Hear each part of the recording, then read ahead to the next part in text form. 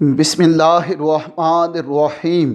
اللہم صلی علی سیدنا و مولانا محمد وعلی آلہ و صحبہ وبارک وسلم۔ السلام علیکم ورحمۃ اللہ وبرکاتہ۔ قال رسول اللہ صلی اللہ علیہ وآلہ وسلم: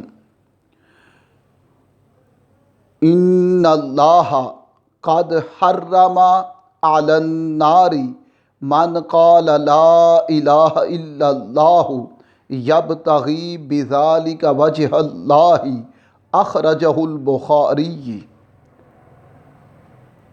سامعین محترم، رب کائنات کا بے پایاں فضل و کرم ہے کہ اس نے ہمیں امت محمدی صلی اللہ علیہ وآلہ وسلم میں پیدا فرمایا۔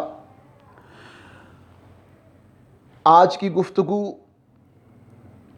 کلمہ طیبہ کے حوالے سے ہے، جو حدیث مبارکہ آپ کے سامنے گوش گزار کی۔ اس حدیث کو امام بخاری نے نقل کیا بخاری شریف میں۔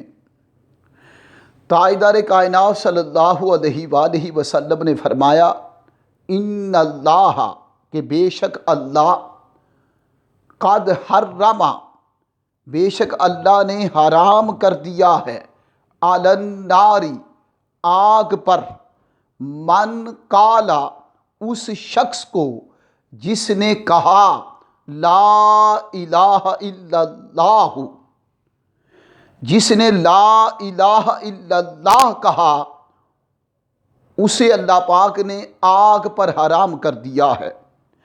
یبتغی بذالک وجہ اللہ، اور اس سے اس کی رضا، یعنی کلمہ کہنا لا الہ الا اللہ محمد الرسول اللہ، کلمہ طیبہ کہنا اور لا الہ الا اللہ کہنا، اس سے اس کی رضا فقط مولا کی رضا ہو، مولا کی خوشنودی ہو، مولا کا قرب ہو، اور مولا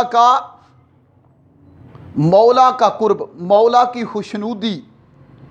یبتغی بذالک وجہ اللہ، اس سے وہ اللہ کی رضا چاہتا ہو۔ آئیں اس کی تھوڑی سی تفصیل بیان کرتے ہیں۔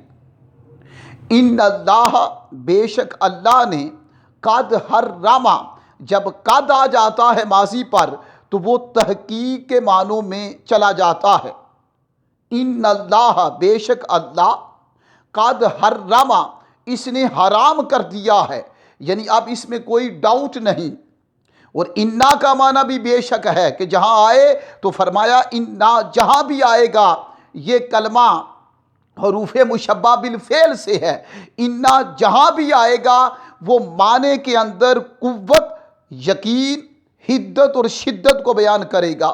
اور انا کا کام ہے کہ جہاں بھی آتا ہے وہاں شک شبہ مٹا دیتا ہے، التباس کو ختم کرتا ہے، تشکیک کو ختم کرتا ہے۔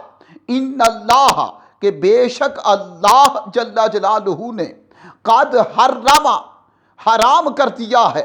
اور قد بھی تحقیق کے لیے آتا ہے اور یقین پیدا کرتا ہے اور تحقق کا کام کرتا ہے۔ قد حرم، کہ تحقیق حرام کر دیا ہے، علی النار، آگ پر، من قالا، جس نے کہا لا الہ الا اللہ، جس نے لا الہ الا اللہ کہا، اسے آگ پر حرام کر دیا گیا ہے۔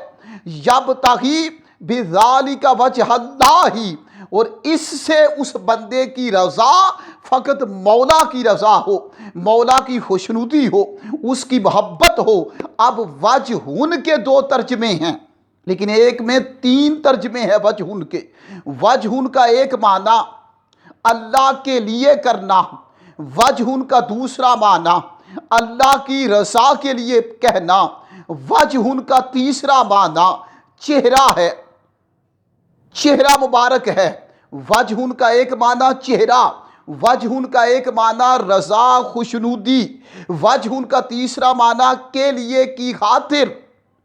فرمایا جس شخص نے زبان حال سے اس نے لا الہ الا اللہ پڑھا، اور پڑھنے کا مقصد فقط مولا کی رضا ایک ترجمہ، مولا کی خاطر دوسرا ترجمہ، اور تیسرا ترجمہ کہ جس نے لا الہ الا اللہ کہا تو اس نے فقط دیدار خدا کے لیے کہا، حسن خدا کے لیے کہا، جمال خدا کے لیے کہا، اور حسن لازوال کو تکنے کے لیے اس نے زبان حال سے لا الہ الا اللہ پڑھا۔ تو فرمایا جس شخص نے لا الہ الا اللہ زبان سے کہہ دیا اور مولا کی رضا کہتے ہوئے کہا، اس کی کیفیت میں فقط مولا تھا، مولا کی رضا، مولا سے محبت، مولا کی قربت، اللہ کا دیدار، اللہ کا حسن، اللہ کا جمال، فقط یہ تھا، تو فرمایا اس پر آتش دوزخ حرام کر دی گئی ہے۔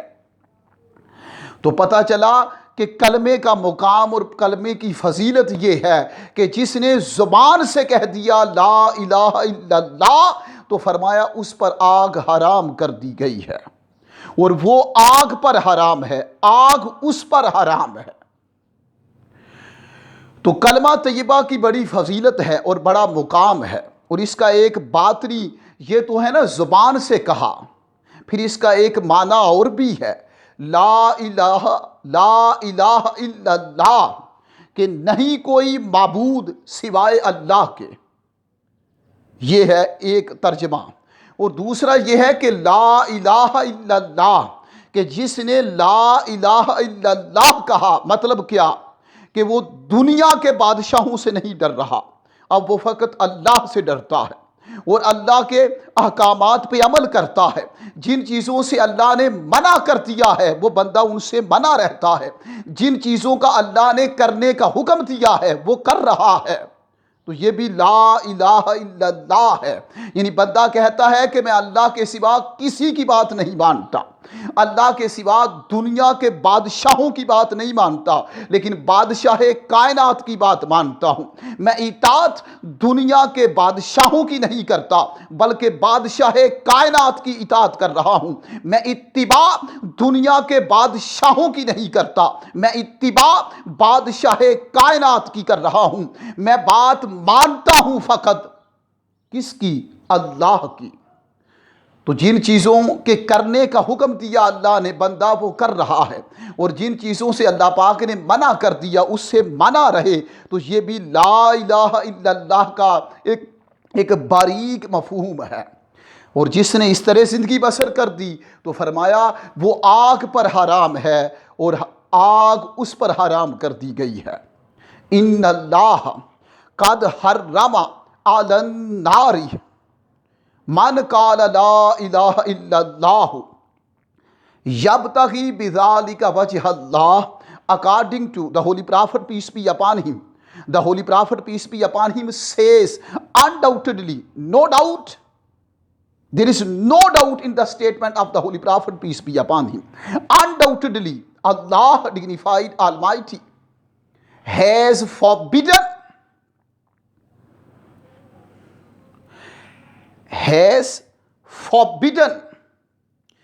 the fire of hell on him who said La ilaha illallah with the help of his tongue, with heart and soul, with sincere intention, with neat and clean intention, with purified and refined intention, yabtaghi bizalika wajh Allah. So that person who says La ilaha illallah just only for pleasing, for obtaining, achieving the happiness of Allah dignified Almighty, just only for obtaining the closeness, proximity, nearness to Allah dignified Almighty.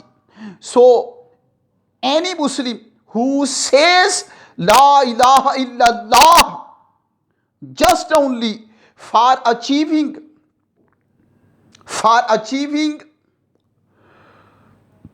the closeness of Allah, just only for the sake of Allah dignified Almighty. And undoubtedly Allah has forbidden the fire of hell on him who says La ilaha illallah with the help of his tongue, just only for watching the beautiful, attractive, pure face of Allah dignified Almighty. So we should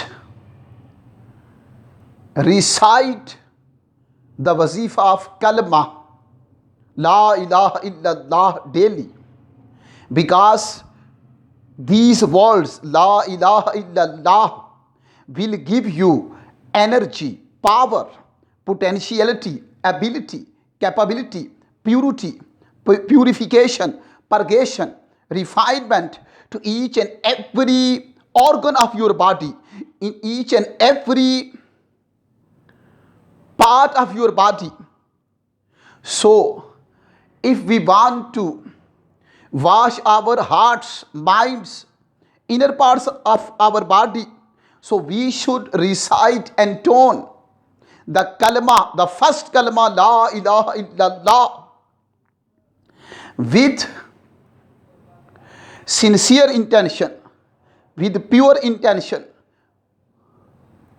So these words La ilaha illallah will give purity,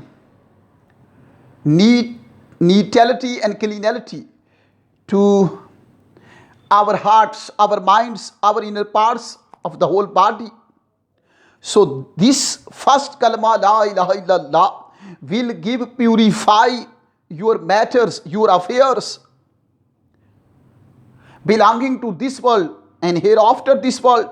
So this first kalma La ilaha illallah Muhammadur Rasulullah, La ilaha illallah Muhammadur Rasulullah, La ilaha illallah Muhammadur Rasulullah. This first kalma has a lot of blessings, lights and brights in itself.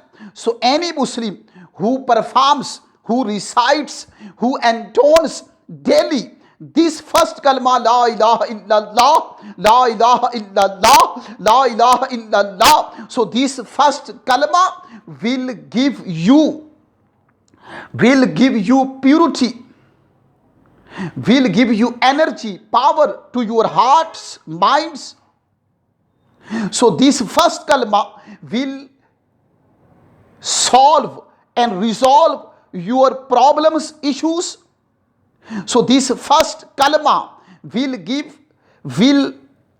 finish your sadnesses, your gloomies, your complexities, your perplexities, your entanglements. So this first kalma will lead you to paradise, Eden and heaven. So any Muslim who says, who recites daily this first kalma La ilaha illallah Allah so much. So this first kalma will guide that person to perform miraculous actions in this life. So that person will be present in future in the house of Eden, heaven and Jannah. May Allah bless you. May Allah give you tawfiq to recite the first kalma La ilaha illallah daily so much. Assalamu alaikum wa rahmatullahi wa barakatuh.